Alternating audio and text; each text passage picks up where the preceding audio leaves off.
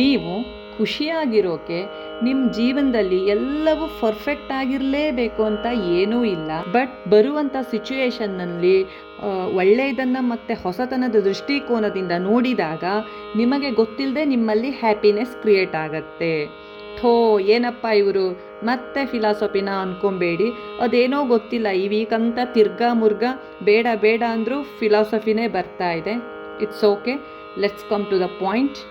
ಜೀವನ ಯಾವಾಗಲೂ ಒಂದೇ ಥರ ಇರಲ್ಲ. ಅಪ್ ಆ್ಯಂಡ್ ಡೌನ್ಸ್ ಇರುತ್ತೆ. ಸಮ್ಟೈಮ್ಸ್ ಪ್ರಾಬ್ಲಮ್ಸ್ ಕೂಡ ಬರುತ್ತೆ. ಕೆಲವೊಮ್ಮೆ ಜನರಿಂದ ಹರ್ಟ್ ಆಗುತ್ತೆ, ಇನ್ನು ಕೆಲವೊಮ್ಮೆ ವಸ್ತುಗಳಿಂದ ಪ್ರಾಬ್ಲಮ್ ಬರುತ್ತೆ. ಸಮ್ಟೈಮ್ಸ್ ಸುತ್ತಮುತ್ತಲಿನ ವಾತಾವರಣದಿಂದಲೂ ಕೂಡ ಸಮಸ್ಯೆಗಳು ಆಗತ್ತೆ. ಇದಕ್ಕೊಂದು ಸಿಂಪಲ್ ಟಿಪ್ಸ್ ಏನು ಗೊತ್ತಾ? ಹ್ಯಾಪಿನೆಸ್ ಹೊರಗಿಂದ ಬರುವಂಥದ್ದಲ್ಲ, ನಿಮ್ಮ ಒಳಗಿನಿಂದ ಬರುವಂಥದ್ದು, ನಿಮ್ಮ ಇನ್ನರ್ ಮೈಂಡಿಂದ ಬರುವಂಥದ್ದು. ಹ್ಯಾಪಿನೆಸ್ ಹಣಕ್ಕೆ ಸಿಗುವಂಥ ವಸ್ತುವಲ್ಲ, ನಿಮ್ಮ ಯೋಚನೆ ಮತ್ತು ದೈನಂದಿನ ಅಭ್ಯಾಸಗಳ ಮೇಲೆ ಡಿಪೆಂಡ್ ಆಗಿರುತ್ತೆ. ನೆಮ್ಮದಿಯ ಜೀವನಕ್ಕೆ ಕೃತಜ್ಞತೆ, ವರ್ತಮಾನದಲ್ಲಿ ಬಾಳುವಿಕೆ ಮತ್ತು ಸ್ವಯಂ ಕಾಳಜಿ ಮುಖ್ಯವಾಗಿರುತ್ತೆ. ಸಿಗದಿದ್ದಕ್ಕೆ ಕೊರಗೋ ಬದಲು ನಿಮ್ಮ ಬಳಿ ಇರುವುದಕ್ಕೆ ಧನ್ಯವಾದವನ್ನು ತಿಳಿಸಿ. ಹಿಂದಿನ ನೋವು, ಭವಿಷ್ಯದ ಚಿಂತೆಗಳನ್ನು ಬಿಟ್ಟು ಈ ಕ್ಷಣದಲ್ಲಿ ಬದುಕಿ. ಎಲ್ಲರನ್ನ ಮೆಚ್ಚೋಕೆ ಹೋಗಿ ನಿಮ್ಮ ಮನಸ್ಸಿಗೆ ದುಃಖ ಮಾಡ್ಕೊಬೇಡಿ. ಯಾರೂ ಏನು ಪರ್ಫೆಕ್ಟ್ ಅಲ್ಲ, ನಿಮ್ಮನ್ನು ನೀವು ಪ್ರೀತಿಸಿ. ಡೇ ಟು ಡೇ ಲೈಫಲ್ಲಿ ಎಷ್ಟೊಂದು ಜನರಿಗೆ ಹ್ಯಾಪಿಯಾಗಿರೋದೇ ಅದೇನೋ ಒಂದು ರೀತಿಯ ಬಿಗ್ ಟಾಸ್ಕ್ ಅಂತ ಅನಿಸುತ್ತಪ್ಪ. ಒಳ್ಳೆ ಊದಿರೋ ಪುರಿ ಥರ ಮುಖವನ್ನು ಗಂಟು ಹಾಕಿಕೊಂಡೇ ಇರ್ತಾರೆ. ಇನ್ನು ಕೆಲವರು ಯಶಸ್ಸು, ಹಣ, ಕರಿಯರ್, ಗ್ರೋತ್ ಇವೇ ಸಂತೋಷದ ಮೂಲ ಅಂತ ಭಾವಿಸಿಕೊಂಡ್ಬಿಡ್ತಾರೆ. ಬಟ್ ಮನಿಯೇ ಇರಲಿ, ಉದ್ಯೋಗವೇ ಇರಲಿ, ಇವೆಲ್ಲ ನೀವು ಚೆನ್ನಾಗಿ ಬದುಕೋದಕ್ಕೆ ಇರುವಂತಹ ಸುವಿಧಗಳೇ ಹೊರತು ಇದುವೇ ಸಂತೋಷದ ಮೂಲವಲ್ಲ. ಯಾರ್ರೀ ಹೇಳಿರೋದು?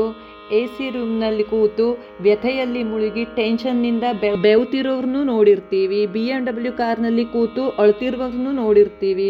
ಇನ್ನು ಫುಟ್ಪಾತ್ನಲ್ಲಿ ನಗ್ನಗ್ತಾ ವ್ಯಾಪಾರ ಮಾಡೋರು ಮತ್ತು ರೋಡ್ ಸೈಡ್ನಲ್ಲಿ ಪಾನಿಪುರಿಗಳನ್ನು ನಗ್ನಗ್ತಾ ಸರ್ವ್ ಮಾಡೋರು ಕೂಡ ನಮ್ಮ ಕಣ್ಣಿಗೆ ಬಿದ್ದಿರ್ತಾರಲ್ವ. ಸೊ ಮನಿ, ಪವರ್, ಕೇರಿಯರ್ ಇವೆಲ್ಲ ನಿಮ್ಮ ಕಂಫರ್ಟ್ ಝೋನ್ನ ಭಾಗಗಳೇ ಹೊರತು ಇದುವೇ ಸಂತೋಷವಲ್ಲ. ವೈಜ್ಞಾನಿಕವಾದ ನಿಜವಾದ ಸಂತೋಷ ಕೇವಲ ಬಾಹ್ಯ ಸಾಧನೆಗಳು ಮಾತ್ರ ಅಲ್ಲ, ನಮ್ಮ ಮನೋಭಾವ ಮತ್ತು ಜೀವನ ಶೈಲಿಯಿಂದ ಹೆಚ್ಚು ಸಂಬಂಧ ಹೊಂದಿದೆ. ಹೀಗಂತ ಸಂತೋಷ ಶಾಸ್ತ್ರದ ತಜ್ಞೆ ಸ್ಟೆಫನಿ ಹ್ಯಾರಿಸನ್ ಈ ವಿಷಯದ ಕುರಿತಾಗಿ ಅಧ್ಯಯನವನ್ನು ನಡೆಸಿ CNBC ಮೇಕ್ ಇಟ್ಗೆ ನೀಡಿದ ಸಂದರ್ಶನವೊಂದರಲ್ಲಿ ತಮ್ಮ ವೈಯಕ್ತಿಕ ಅನುಭವಗಳೊಂದಿಗೆ ಹ್ಯಾಪಿನೆಸ್ ಕುರಿತಾದ ತಮ್ಮ ಸಂಶೋಧನೆಗಳ ಪ್ರಮುಖ ಅಂಶಗಳನ್ನು ಹಂಚಿಕೊಂಡಿದ್ದಾರೆ. ಈ ಸಲಹೆಗಳು ವೈಜ್ಞಾನಿಕವಾಗಿ ಪರಿಶೀಲಿತವಾಗಿದ್ದು ಅನುಸರಿಸೋಕು ಸುಲಭವಾಗಿದೆ.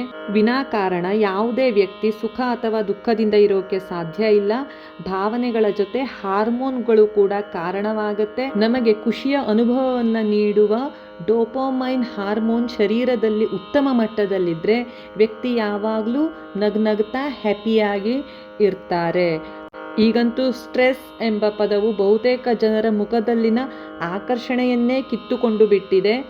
Happiness is not something readymade, it comes from your own action ಅನ್ನೋ ದಲೈ ಲಾಮಾ ಅವರ ಸಾಲುಗಳನ್ನು ನೆನಪಿಸುತ್ತಾ ನೀವು ನಿಮ್ಮವರ ಜೊತೆ ಹ್ಯಾಪಿಯಾಗಿರಿ ಅಂತ ಹೇಳೋಕೆ ಇಷ್ಟಪಡ್ತೀನಿ.